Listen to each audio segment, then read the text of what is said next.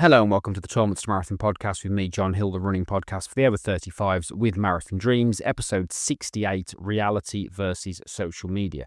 Well, this one's well timed because I just did Hyrox last week as I record this last Thursday, 23rd of October. And it was a good event, second fastest time. I do enjoy the variety of Hyrox and the intricacies of it and the technical elements. Because running's running, it's my passion, my first love of distance running. But of course, distance running is just running in various forms, whereas this has got a bit of variety to it, hence why I like it. So, second fastest time, ironically, after some really, really good sleep scores on Garmin, for no reason at all I can directly correlate to, no stress, nothing on my mind. I never struggle to sleep before any of my events. This one, I couldn't sleep at all. So I really, really struggled. I was tired. I knew I was tired physically and mentally. And as much as I like to push through certain things, it was very hard for me to do so. So that caught me out a little bit later on with some technical elements of it. My running was good. The performance overall was good. I finished 31st in my age category out of 351, so top 10, which is always good for me because, of course, I'm 48. If I'd have kept going down the path I was going down at the age of 28, this whole thing could have been a lot different. So I was very happy with that. So that was Hyrox. Speaking of which, running-wise, I've also entered my spring marathon as well. Spring 2026. I'm doing the Boston Marathon, not that one, the one in Lincolnshire here in the UK, which apparently is the UK's flattest marathon. So we're going to have a pop over there and see how we get on. So we'll start training for that in December, as a lot of you listening to this will, because it's the same day as the Brighton Marathon, as I'm aware, 12th of April. So that's my marathon sorted for the spring, and then we'll see what happens for the rest of the year. I will go back to the well on Hyrox if that pops up and I get the opportunity to do it, because, of course, like most things nowadays, it's very hard to get into. Now, I want to do this because I think it's going to help you. And I'm conscious that I'm talking about Hyrox, and probably a few of you who listen to this are not in a Hyrox place. And that's okay, because it's not really about that. I like to talk about principles versus individual events. So I want to talk about social media and the dangers of what we ingest, which is ironic because of the fact of you probably follow me on social media, and I've got quite a few followers and so on and so forth, and that's where I do what I do.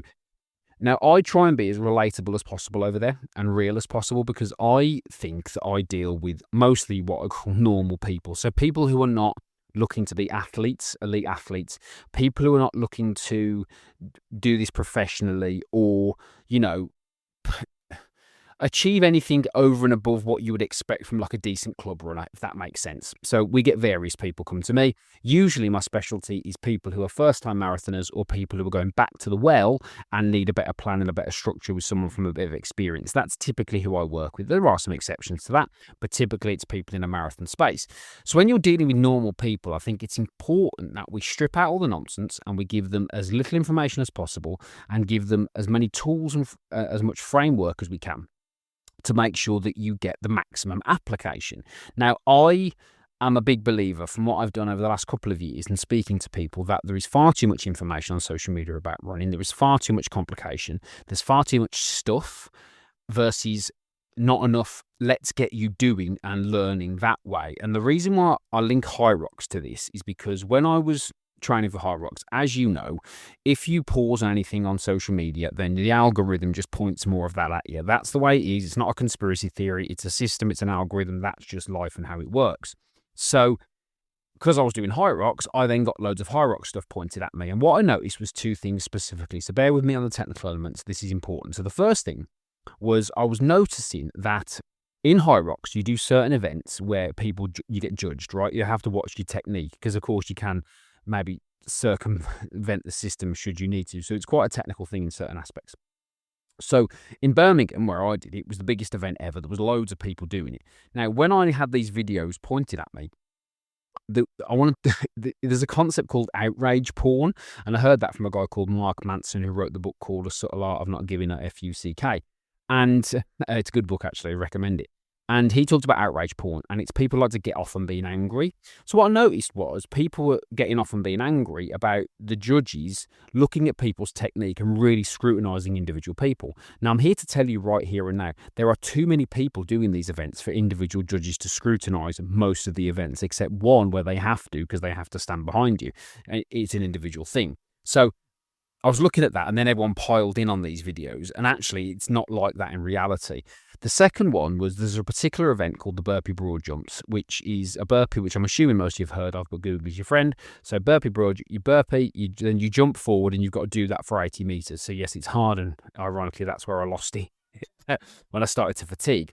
Now, I've seen videos where people have gone into this and they're like leaping forward like frogs, and they're smashing out this event. And because it's such a difficult part of the event, people are sharing that and they're thinking that that's their overall performance. Whereas when you look at the professionals or you look at the guys doing good times, they're not doing that particular event like that because you need to conserve your energy. But if you just focused on that one bit, like if you just focused on the person sprinting off at the start of a marathon and then you saw them walking later on, this is my point. You've got to look at the whole picture. So this is why we're only getting these snapshots, which is arguably creating FOMO, creating negative. It's negative input, basically. It's creating negativity because you're thinking you're worse than you are. And this isn't about judgment about the people that are being filmed or any of that, because that's not the point. The point is about how you perceive this information. Okay, and it's very similar with running. Yeah, you have to be careful about what you take in because it could be sending you down the wrong path.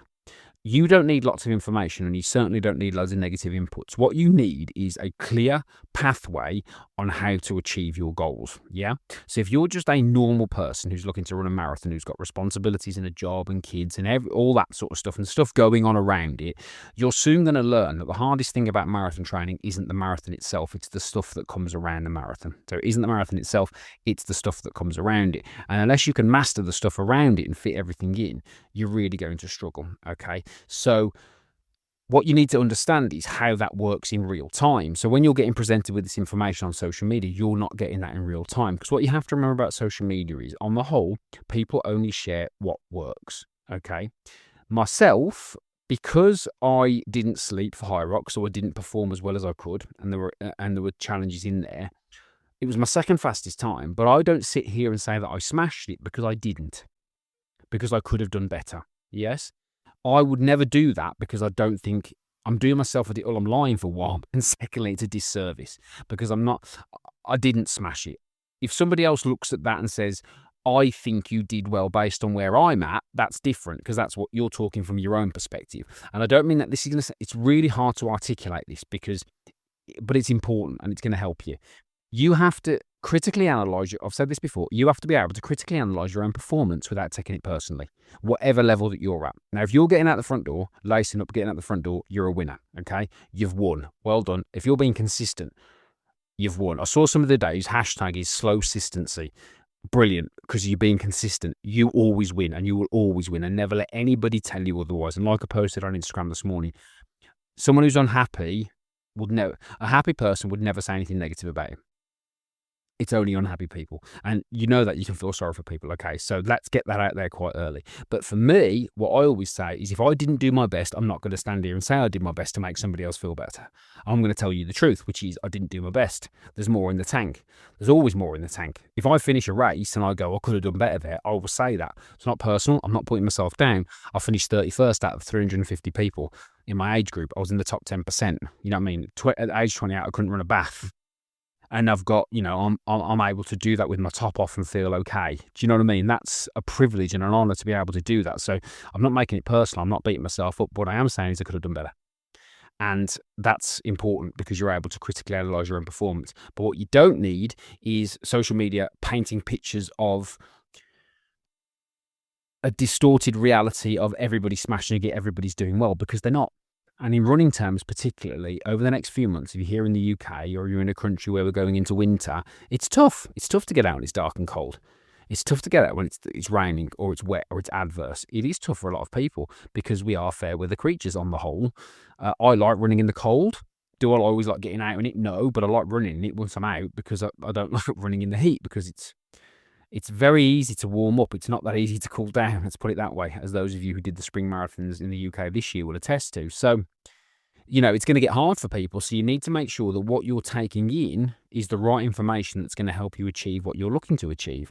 And it's not skewing your vision of reality because, again, people only share what works. Again, we've talked about this before. On running apps, people will put, an easy run, even if you look at the pace and it's not an easy run.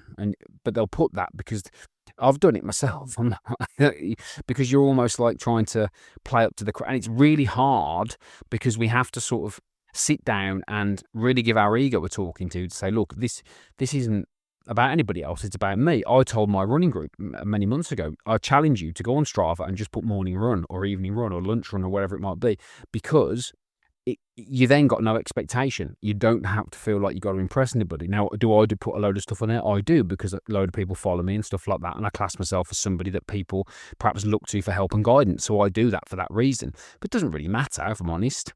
But what I don't want to do is create a negative atmosphere for people. I just want to tell the truth and say, that was a good run. That was a low aerobic run. That was a more challenging run. I didn't feel like this today, because ultimately, most of the people that I work with, and most of the people that listen to this, do struggle to get out occasionally.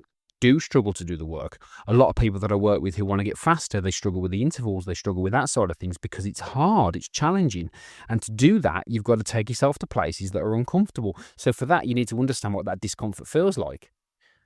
Yes, you need to take all the information, and yes, no judgment here. Perhaps you have to look at people doing quote unquote better than you, but you don't want to be looking at that all the time, because you're only human. You are going to feel bad about yourself, and we don't want that. We want you to feel good about yourself, because again, if you're lacing up and getting out the front door, you're winning. If you're consistent, you're winning. And that's the most important thing. And to be honest, you don't have to prove anything to anybody. Okay. And the problem is when I got suckered into it all as well. I was thinking, wow, look at that person, look at that person. But I tell you, on the day, I wasn't looking at anybody else. I was looking at me. I had a benchmark of some people who started the same time as me, just to get an idea about where they were, because based on my age and stuff. But when you're doing an event like that, you can't look at anybody else. You've got to play your own game. If you're doing your first marathon in the spring, you need to be 100% focused on you. And that's from now. You need to be 100% focused on what you're doing, because it's not about anybody else. You need absolute 100% clarity. And clarity is the key word here. You need clarity on what you're doing. That's why we need to strip out all the information. We need to strip out all the fluff, strip out all the complexity, strip out all of that, and just get you simply focused on that straight line from you now to you marathon, or you half marathon, or wherever it is that's going to push you out your comfort zone. Because without that, you're not going to be able to apply. Because if you've got too much information, you're not applying. I've been in the fitness industry for a long time. People will come on to me and say, I need more information. Well, how much information do you need to get started? That's the question. How much information do you need to go for a run? How much information do you need to get faster, apart from getting faster? Sounds quite harsh, but it's true. My job is to say, here's what I think you need to do to achieve your goals. Do that and ask me questions for feedback. You don't ask too many questions before, because how much information do you need to get your trainers on and go out and try some hill sprints? Do you know what I mean? You need your trainers, your clothes, and a hill to do it. And then you need to go, okay, I did the thing. Let's feedback from the thing. Let's not take it personally. Let's decompartmentalize it, and let's say, here's my performance, here's me. I'm okay. Let's look at the performance and let's analyze that performance and what it is. And that's the key to this whole game. Okay? It's being able to critically analyze your own performance without taking it personally. So to wrap up on this one, because it's nice and short, I want to keep this nice and short. People only share on social media usually what's working. So you have to be careful about what you're taking in. And of course, if you are getting caught in algorithms, particularly on running, you are going to see a lot of different stuff. You are going to see people absolutely smashing it, quote unquote, sprinting. And then you are going to see people struggling. Look at the people who struggle. Look at the people who share the real things. Look at the people who share the reality of the situation, because they're your benchmark. And actually, like I've always said in the fitness industry, the benchmark is not the extreme example. The benchmark is the consistent person. Because that's what you need to be if you've got a spring marathon. You have to be consistent. Rain, shine, anything. Because over the next few months, it may be going to get challenging for you, particularly if it's your first one. So you need the confidence to execute. You don't need to feel bad. You don't need anything else to put you off. You need the minimum viable information, maximum possible execution to get the job done. Okay? Just be careful. It's part of the world now. It's what we have to do. But you're the one that has to be careful around it. And if you are, you should be okay. Okay, so there you go. That's reality versus social media. Thank you very much for listening. If it is your first time listening, don't forget to subscribe to the podcast wherever you get your podcasts from. The star ratings really help me in the reviews and the comments. If you could do that for me, if you're a long-time listener and you haven't reviewed me yet on Spotify or Apple, please do so. It really helps me spread the message and help more people. Again, hop on over to @12monstermarathon and follow me on Instagram if you don't already for your free daily running content, motivation and tips. And of course, if you're over 35 and you want to join my free running community for the over 35s, all you need to do is go to @12monstermarathon, click the link in my bio, and you can join the school community for free now, where we can take you away from the noise of social media and help you a little bit further over there. So thank you very much for listening. I appreciate all of you, and I'll speak to you very soon indeed.